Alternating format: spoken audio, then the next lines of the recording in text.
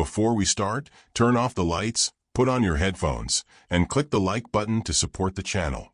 If you like scary stories, subscribe and activate the bell so you don't miss any news. Let's get started. It all started in the Algiers market. It was a maze of cramped tents, full of colors, exotic smells, and hidden secrets.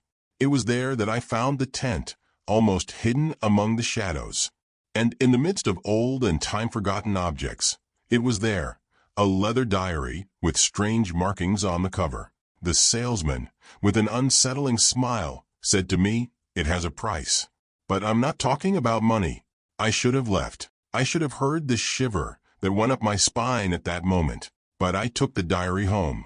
And that night, as I read the first pages, I realized that he was not a simple object. Something sinister awoke, and my life was never the same.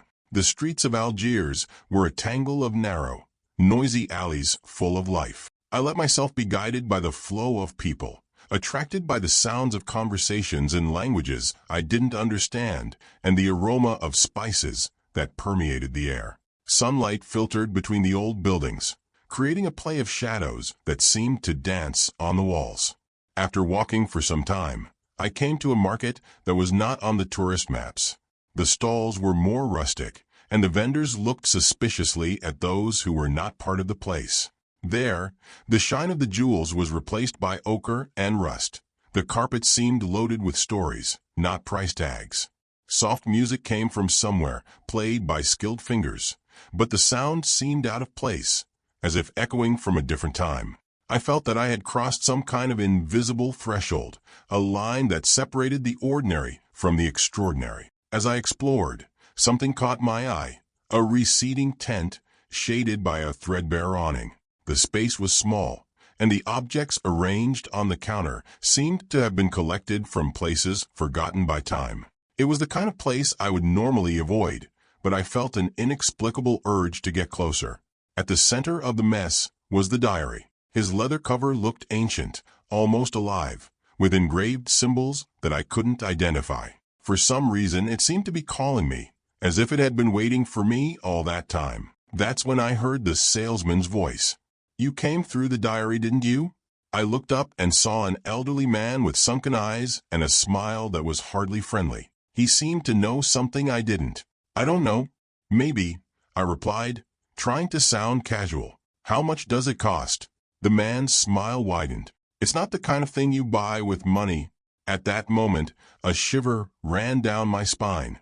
I wanted to ask more, but my words seemed to be lost. My heart told me to leave, but my curiosity was stronger. When I finally took the diary in hand, I had the feeling that it was warm, as if it pulsed slightly alive. Something inside me said I shouldn't take him, but at that moment I was already decided. I took the diary home, not knowing that I had crossed a line that should never be crossed. And that same night, he began to show what he really was.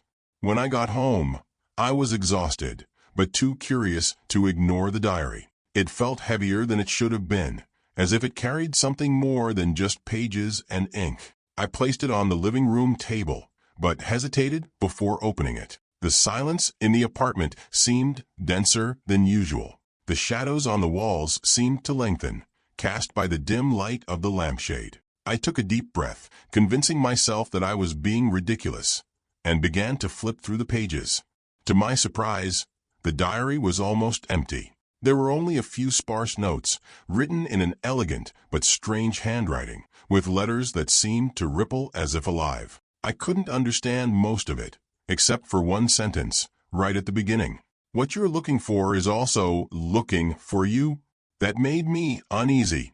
I flipped through a few more pages and realized that some were marked with dark spots, as if they had been handled by hands dirty with dirt or worse.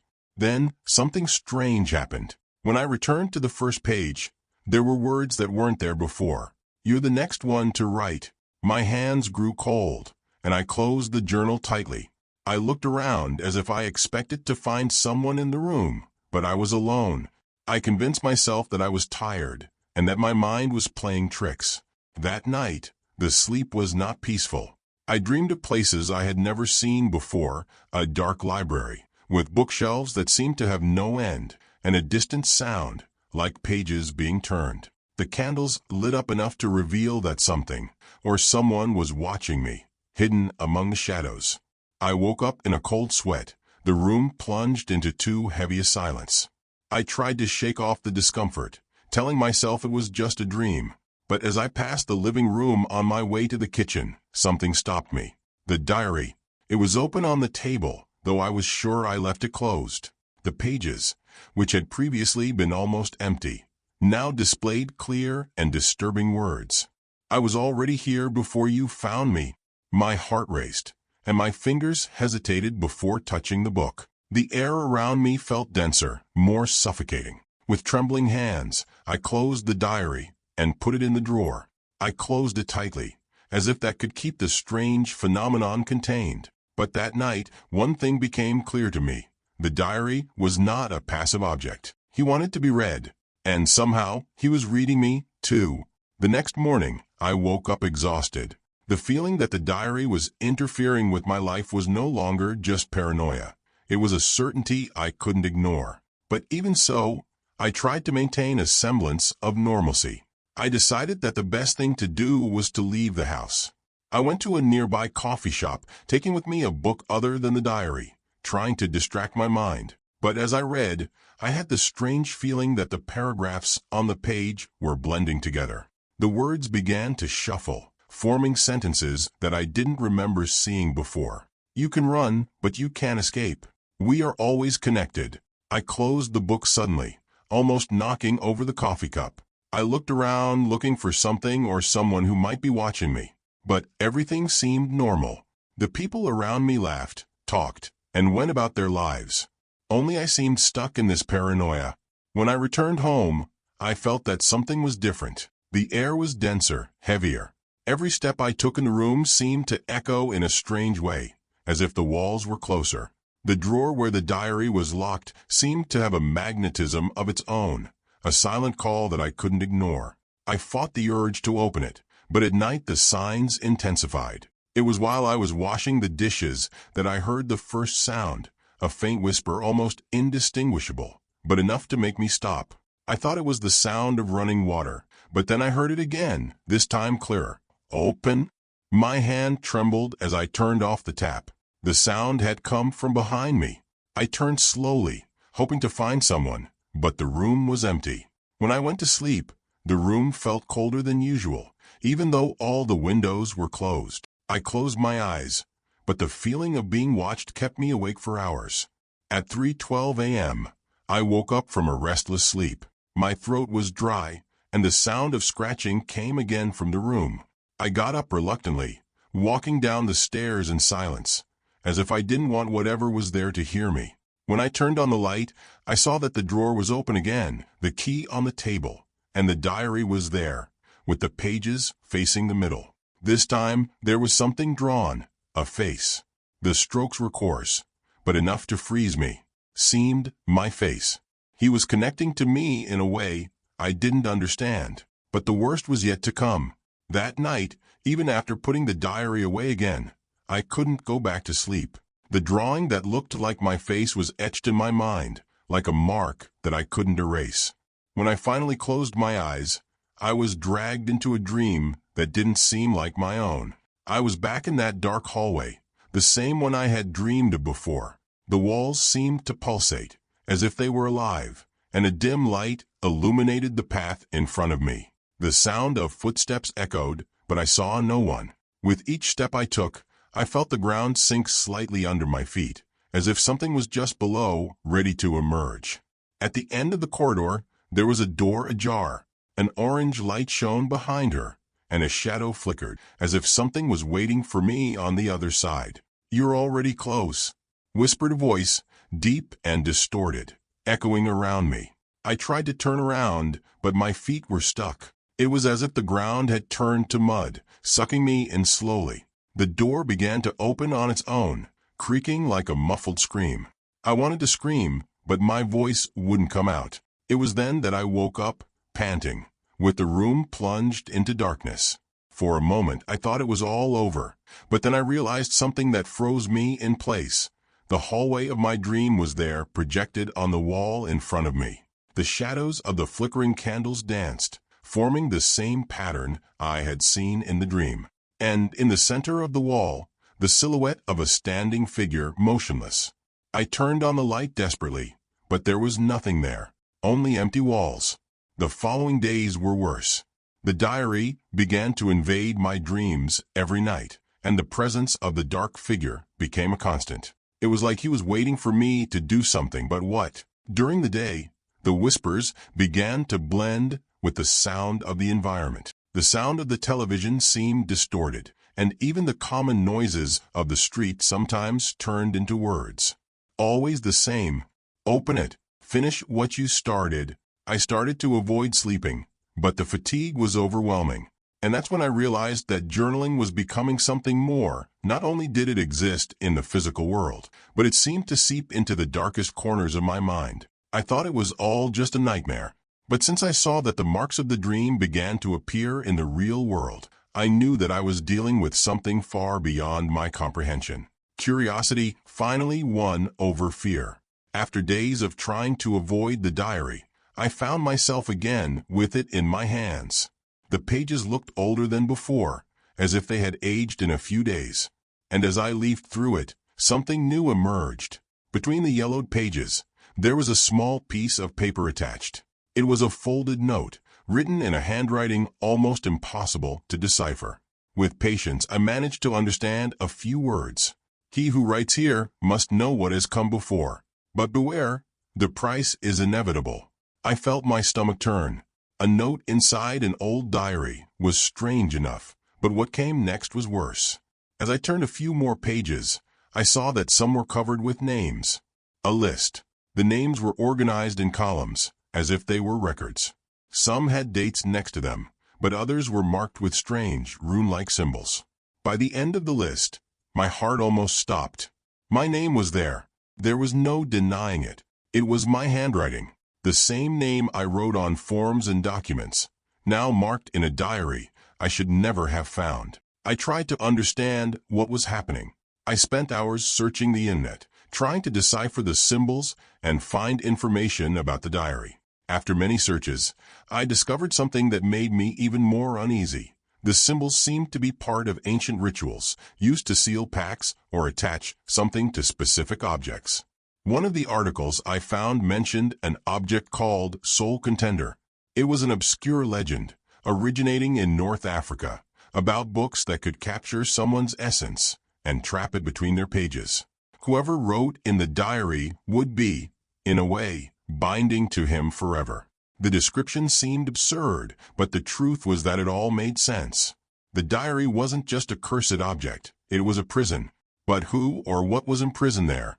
That night, I had the courage to open the journal again. The pages were different. The words seemed sharper, almost glowing in the dark. A new sentence appeared on the central page.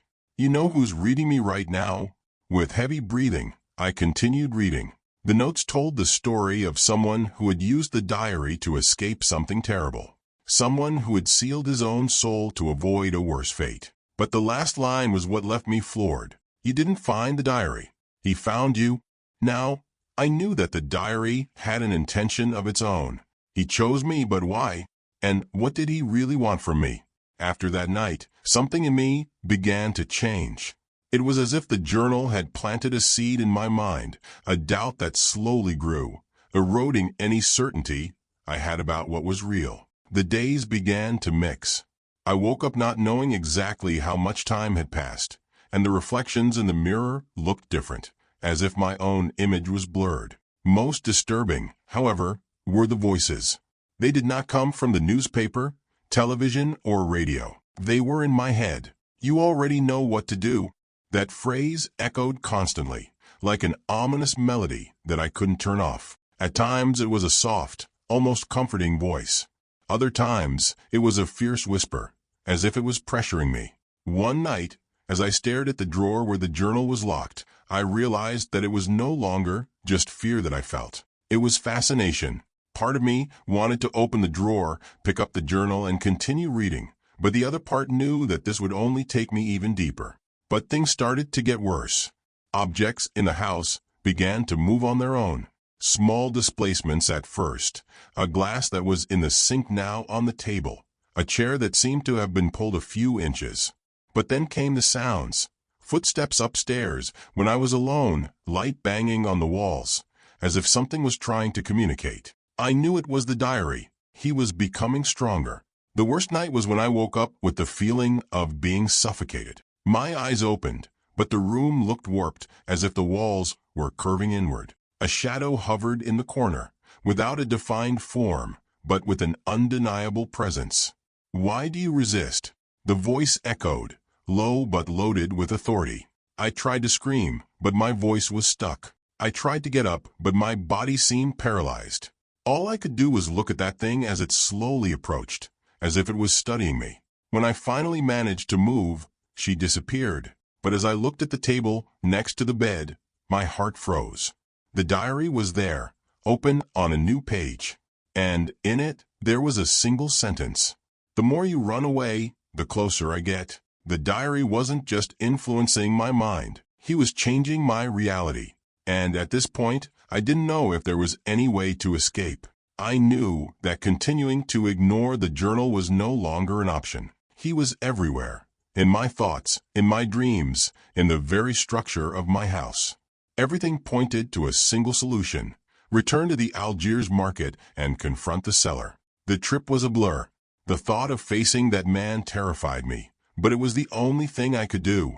I wasn't sure if he would still be there, but deep down I felt like he knew what was happening to me. When I arrived at the market, something looked different. The streets were less crowded, and the soft music that filled the air before was now just a distant echo. The tents, which had once looked vibrant, were now covered in a light layer of dust, as if time had passed faster there than in the rest of the world. I searched for the tent where I bought the diary, walking in circles for hours. Just as I was about to give up, a familiar voice came up behind me. "You took a long time to come back." I turned quickly and saw the salesman. He was standing in the same place as before, with that enigmatic smile that seemed to know more than he should. "What's that?" I asked, holding the diary in my hands. My voice was shaky, but there was an urgency I couldn't contain. "What did you sell me?" He gave a short, dry laugh, as if he was waiting for that question. "It's not what I sold you," he said, his eyes fixed on mine. "It's what you chose to take." "I didn't choose anything. You knew what this diary would do." "Of course I knew. But the newspaper does not choose just anyone. He found you." Those words hit me like a blow. Anger gave way to despair. "How do I get rid of him?" I begged. "What do I need to do?" The salesman stepped forward, and for a moment, his expression changed. He looked almost compassionate. "You can't get rid of him. You can only fulfill the purpose for which it was made." "And what is that purpose?" He did not answer. He just handed me something, a small key, golden and worn, with inscriptions I didn't recognize. "When the time is right, you'll know what to do," he said before turning and disappearing into the tents, as if he'd never been there. I returned home more confused and scared than ever. The diary was heavier, as if he knew something was about to happen.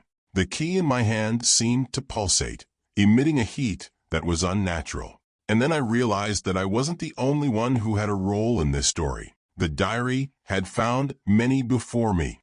I wasn't the first, but maybe I was the last. The key was the next piece of this riddle. But to open what? And what would be waiting for me on the other side? The key seemed to pulsate in my hand, as if it had a life of its own. With each passing minute, she seemed hotter, almost unbearable to hold. The diary, now on the table, seemed to watch me, even without eyes. By opening its pages, the writing had changed again. This time it was clear, direct, almost like an order. "The time has come. Open the portal." I didn't know what the diary was talking about, but the key would be the answer. I looked at her more closely, noticing engraved symbols that seemed to correspond to the drawings that appeared on the pages of the diary. They formed a pattern, a kind of map, but not of a physical place. It was something beyond. That night, the diary gave me no choice. As soon as I tried to sleep, I was again dragged into the dream of the dark corridor. But now it was different. The walls, once just pulsating, now seemed covered with a living, organic substance. The candlelight flickered as if something was constantly blowing. At the end of the hallway, the door was no longer ajar. It was wide open, and an absolute darkness emanated from it, so dense that it seemed almost solid. In the center of the room beyond the door a figure was waiting. His form was nondescript, but his eyes, two bright dots of deep red, were fixed on me. "You brought the diary here. Now, complete the cycle." The voice was deep, reverberating in my mind like thunder. I wanted to run, but my legs wouldn't move. I reached out and realized that I was holding the key. "What do you want?" I managed to mumble. "Just what you already knew you would give." Those words made me wake up, sweating and panting. But when I looked at my bedside table, I saw that the diary was open, and in the center of the page was a drawing, the same hallway as in the dream. But this time, there was a new detail, a lock. The key was for that. With my heart racing, I took the diary and went down to the living room. Each step seemed to take me away from the real world. When I arrived, the room was different. The walls were darker, the air heavier. The diary seemed to glow faintly, emanating an energy I couldn't ignore.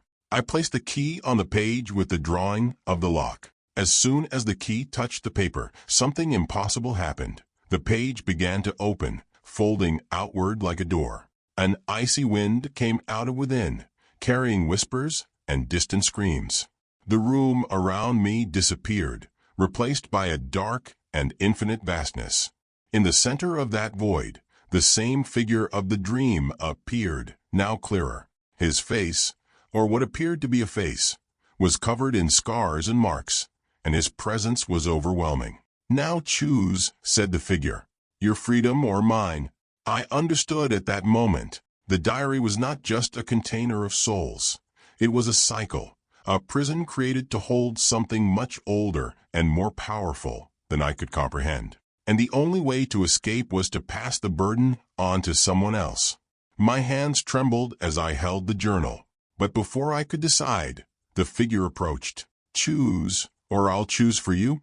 At that moment, I realized that no choice would save me. But maybe I could save what was left of my humanity. The emptiness around me seemed to pulsate, as if I were alive and waiting for something. The shadowy figure before me moved closer, his red eyes glowing like embers. "The diary has trapped me here for centuries," the voice said, resounding inside my mind. "You are the one chosen to take my place." My mind was spinning in panic. Everything made sense now. The diary was a trap, a prison. Every previous owner had been deceived, forced to carry the burden of keeping this entity trapped. But the entity had learned something new, a way to bargain. "If you set me free, I'll give you everything you want," the figure continued. "Wealth, power, even wasted time. Just open the portal completely." I looked at the diary in my hands. He felt heavier than ever, as if he carried the full weight of the choices of those who came before me. The key was still embedded on the page, but the final decision was mine. "What if I refuse?" I asked in a trembling voice. The figure laughed, a sound that seemed to tear through the very darkness around me. "Then you will remain here. Your soul will be part of the diary, like those of so many others. You are no longer innocent. You only have two options, freedom or eternal imprisonment." My mind was a whirlwind. If I set him free, what would happen to the world? But if I refused, I would be condemned to live imprisoned in that place, feeding the diary with what was left of my essence. For a moment, I thought of all those who came before me, of their decisions and sacrifices. Maybe none of them had a choice, but I did, even if it meant losing everything. He couldn't allow something so terrible to be released. I took a deep breath, feeling the darkness tighten around me. "I choose, finish this," I whispered.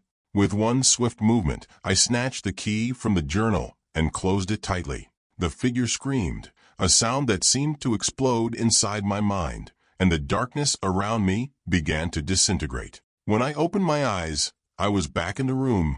The table, the sofa, the walls, everything seemed normal. But the diary was no longer there. Where the book once stood, now only a small circle of ashes remained, as if it had been completely consumed. I looked at my hands. hoping to find some sign that it was all over. But instead, something cold and metallic was in my palm. The key. It was intact, and the symbols shone faintly in the dim light of the room. I knew what that meant. The cycle had not ended, it had just started again. I had not chosen eternal imprisonment, but the price of my freedom was to pass the burden on to someone else.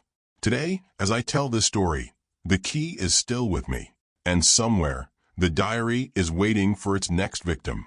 Maybe you'll find him one day, maybe he'll find you. When that happens, I just hope you're ready to make the choice I did, or who knows, a completely different one. What about you? What would you do if you were faced with this choice? Would he have the courage to face the unknown, or would he give up his freedom? Comment below your ideas. Don't forget to like the video and subscribe to the channel for more stories like this. Share it with friends who love a good mystery. Who knows, maybe they'll be the next to find the diary.